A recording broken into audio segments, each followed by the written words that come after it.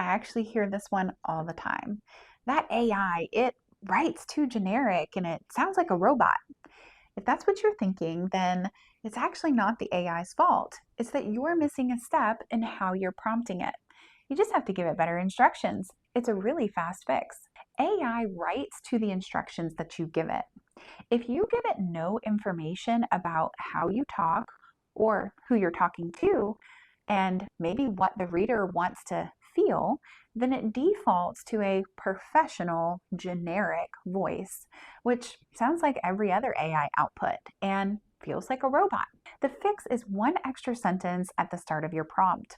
Something like, write this the way I would explain it on the phone to a homeowner, direct and warm. Or write this like a text message to a customer who just asked about pricing, friendly and specific. This sentence changes the entire output. AI is not guessing anymore.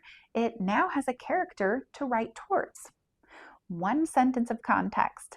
That is the difference between generic and actually useful.